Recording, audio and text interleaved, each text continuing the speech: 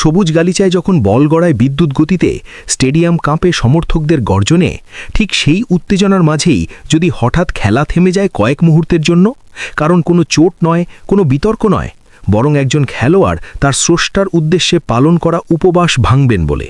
ভাবতে পারেন, আধুনিক পেশাদার ফুটবলের কঠিন প্রতিযোগিতার ভেতরেও এমন মানবিক দৃশ্য তৈরি হয়। হ্যাঁ, সেটিই এখন বাস্তবতা। আর সেই মানবিক অধ্যায়ের নাম রমজানে মুসলিম ফুটবলারদের জন্য ইফতার বিরতি। পবিত্র রমজান মাসকে সামনে রেখে বিশ্ব ফুটবলের অন্যতম জনপ্রিয় আসর ইংলিশ প্রিমিয়ার লিগ এবং ইংলিশ ফুটবল লিগ আবারও দেখাতে যাচ্ছে অন্তর্ভুক্তিমূলক ক্রীড়া সংস্কৃতির এক অনন্য দৃষ্টান্ত। বিগত কয়েক বছরের ধারাবাহিকতায় এবারও ম্যাচ চলাকালীন মুসলিম খেলোয়াড়দের ইফতার করার সুযোগ দিতে বিশেষ বিরতির ব্যবস্থা রাখা হয়েছে। পেশাদার ফুটবলের কড়া নিয়মের ভেতরেও ধর্মীয় অনুশাসনের প্রতি এমন সম্মান যেন কেবল একটি সিদ্ধান্ত নয়, বরং একটি বার্তা। রমজান মুসলিম উম্মার জন্য অত্যন্ত তাৎপর্যপূর্ণ মাস। এই সময় সূর্যোদয় থেকে সূর্যাস্ত পর্যন্ত তারা পানাহার থেকে বিরত থাকেন। যুক্তরাজ্যের ভৌগোলিক অবস্থান অনুযায়ী বছরের এই সময় সূর্যাস্ত সাধারণত গ্রিনিচ মান সময় বিকেল 5টা থেকে সন্ধে 7টার মধ্যে হয়ে থাকে। ফলে শনিবার বিকেল 5টা 30 মিনিট কিংবা রবিবার বিকেল 4টে 30 মিনিটে শুরু হওয়া ম্যাচগুলোর সঙ্গে ইফতারের সময় সরাসরি মিলে যাওয়ার সম্ভাবনা থাকে, অর্থাৎ খেলার মাঝপথেই চলে আসে রোজা ভাঙার মুহূর্ত।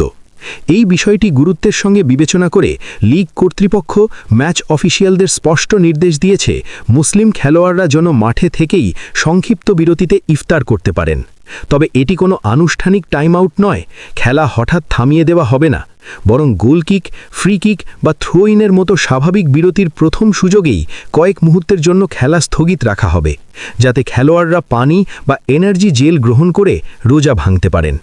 এক্ষেত্রে খেলা শুরুর আগেই দুই দলের অধিনায়ক ও ম্যাচ রেফারি পারস্পরিক আলোচনার মাধ্যমে সম্ভাব্য সময় নির্ধারণ করে নেন। লিগ কর্তৃপক্ষ পরিষ্কারভাবে জানিয়ে দিয়েছে, এই বিরতি কোনোভাবেই কৌশলগত আলোচনা বা ট্যাকটিক্যাল সুবিধা নেওয়ার সুযোগ হিসেবে ব্যবহার করা যাবে না। উদ্দেশ্য একটাই, ধর্মীয় দায়িত্ব পালনের সুযোগ নিশ্চিত করা। এই মানবিক উদ্যোগ প্রথম আনুষ্ঠানিকভাবে কার্যকর হয় 2021 সালে। সে সময় লেস্টার সিটি এবং ক্রিস্টাল প্যালেসের মধ্যকার এক ম্যাচে ইতিহাস গড়ে সেই প্রথা। মাঠের পাশে এসে লেস্টারের ওয়েসলি ফোফানা এবং প্যালেসের চেকু কোয়াতে পানি ও এনার্জি জেল গ্রহণ করে রোজা ভাঙেন। সেই মুহূর্তে গ্যালারিতে থাকা দর্শকেরাও করতালিতে স্বাগত জানান এই মানবিক সিদ্ধান্তকে। ফুটবল তখন কেবল প্রতিযোগিতা ছিল না, ছিল পারস্পরিক সম্মানের এক প্রতীক। বর্তমানে প্রিমিয়ার লিগে খেলছেন একাধিক মুসলিম তারকা, যাদের পারফরম্যান্স বিশ্বজুড়ে কোটি ভক্তকে মুগ্ধ করে। মোহাম্মদ সালাহ, উইলিয়াম সালিবা, রায়ান এইট-নুরি এবং আমাদ ডিয়ালো এদের মতো খেলোয়াড়দের জন্য এই সংক্ষিপ্ত বিরতি শারীরিক সক্ষমতা বজায় রাখতে গুরুত্বপূর্ণ ভূমিকা পালন করে। দীর্ঘ সময় উপবাস রেখে উচ্চ তীব্রতার ম্যাচ খেলা সহজ কাজ নয়, তাই সূর্যাস্তের সঙ্গে সঙ্গে অল্প পানি ও পুষ্টি গ্রহণ তাদের পারফরম্যান্স ধরে রাখতে সহায়ক হয়। শুধু বর্তমান তারকারাই নন, সাবেক খেলোয়াড়রাও এই উদ্যোগের প্রশংসা করেছেন। আব্দুলাই ডুকুরে জানিয়েছেন, ইংল্যান্ডের ফুটবল সংস্কৃতি একজন খেলোয়াড়কে তার বিশ্বাসের প্রতি অটল থাকতে সাহস যোগায়।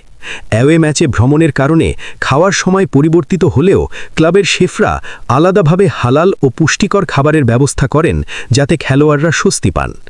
এমনকি সাদেমানেও অতীতে উল্লেখ করেছেন, রমজানে অনেক ক্লাব অনুশীলনের সময়সূচিতে পরিবর্তন আনে, যাতে মুসলিম খেলোয়াড়রা রোজা রেখে সর্বোচ্চ পারফরম্যান্স দিতে পারেন। অর্থাৎ বিষয়টি কেবল ম্যাচের 90 মিনিটে সীমাবদ্ধ নয়, বরং পুরো ব্যবস্থাপনাতেই প্রতিফলিত হয় এই সম্মানবোধ।